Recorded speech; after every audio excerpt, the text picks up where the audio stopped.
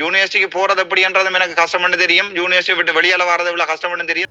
வணக்கம் உறவுகளே. வடமாகாண வேலையற்ற பட்டதாரிகள் தமது தொழிலுரிமையை கோரி பல தடவைகள் போராட்டங்களை நடத்தி வந்த நிலையில் நேற்று ஒரு பட்டதாரி தாக்கப்பட்ட சம்பவம் இடம்பெற்றிருந்தது.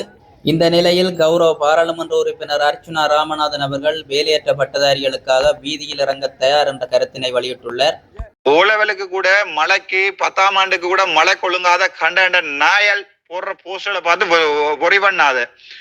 உன்னை பொறுத்த வரைக்கும் நீ ஒரு யூனிவர்சிட்டி கிராஜுவேட். யூனிவர்சிட்டிக்கு போறது எப்படின்றதும் எனக்கு கஷ்டம்னு தெரியும். யூனிவர்சிட்டி விட்டு வெளியால வர்றது இவ்வளவு கஷ்டம்னு தெரியும். ஸ்பெஷலா ஜெஃப்னாவை பொறுத்த வரைக்கும் நான் மச்சான் 3 யூனிவர்சிட்டியில படிச்சிருக்கேன். University of Colombo 2006 molecular biology போய் வழக்கு போட்டு, யூனிவர்சிட்டி ஆஃப் பேராதனியா 10 வருஷம் டென்டல் ஃபேக்கல்டி திருப்பியும் வழக்கு போட்டு, 2008 வந்து 2015 வரைக்கும் திருப்பியும் யூனிவர்சிட்டி ஆஃப் ஜெஃப்னால இந்த சாக்கடையில கிடந்துதான் எழும்பி வெளியால வந்தான். 4th இயர்லையும் திருப்பி கதைச்சதுக்கு ரிப்பீட் ப்ராப்பர் எடுக்கல. ரிப்பீட் எடுத்தான். ரிப்பீட்ல பாமகொழிச்சியை வேணுமெண்ட் கையில வந்து பழி வாங்கி பார்த்தவங்க தூக்கி எறிஞ்சு போட்டு போனாண்டா. மெடிக்கல் ஃபேக்கல்டி வரலாற்றுல ஒருத்தனை பச் மிஸ் பண்ணி திருப்பியும் எம்பியா வந்த வரலாறு நான் மட்டும்தான். இதுவரைக்கும் ஒன்றுக்குமே யோசிக்காத. நீ எப்ப நீங்களா யோசிக்கிறீங்களோ அன்றைக்கு தான் வாழ்க்கை விடியும். இல்ல நீங்களும் இப்படித்தான் சின்ன பிள்ளைத்தனமா போய் இப்படி ரோட்ல நிக்க போறீங்க. அப்படி அடே நீங்கள் 3000 பேர் இருக்கிறான்னு சொல்றீங்க. ஒரு 30 பேர் இல்லையடாப்பா அவங்கள்ட்ட போராட்டத்துல.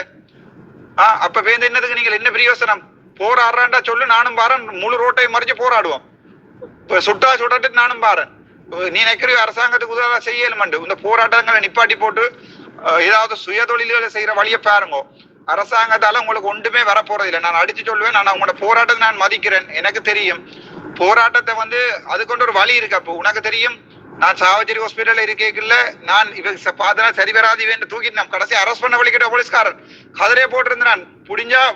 முடிஞ்சா புடுங்கிப்பான்னு ஆனான்னு சொல்லி போட்டு இருந்தான். அந்த வீடியோவும் வெளியால வந்தது. அதுக்கு பிறகு அங்க டிரான்ஸ்ஃபர் அடிச்சு 23 வழக்கு போட்டவன். நீங்கள் சும்மா இப்படி ஒரு இதுல பேர் எத்தனை படியால் நிக்கிறாங்க? ஒரு 10 பேர் 15 பேர் ஒரு 25 பொம்பளைகள்.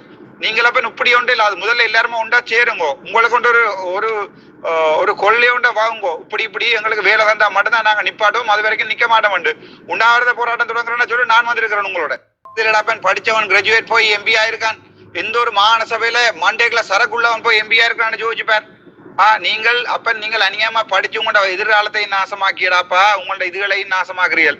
போய் சுய தொழில் ஒன்றை சேர்ற வழியை பாருங்க. உங்களோட வருமானத்தை பாக்குற வழியை பாருங்க. வெளிநாடுதான் வாழ்க்கை அடியில் அங்க போனவன்ட்டு அடிச்சுக்கள் வாழ்க்கை எப்படி இருக்குன்னு சொல்லி ஒரு சுய தொழில் ஒன்றை தேடுங்கடாப்பா. அதுக்கு பிறகு உங்களுக்கு போராட்டம் ஒன்று செய்யணும்னு நச்சிங்கன்னு சொன்னா 3000 பேர் வரணும்.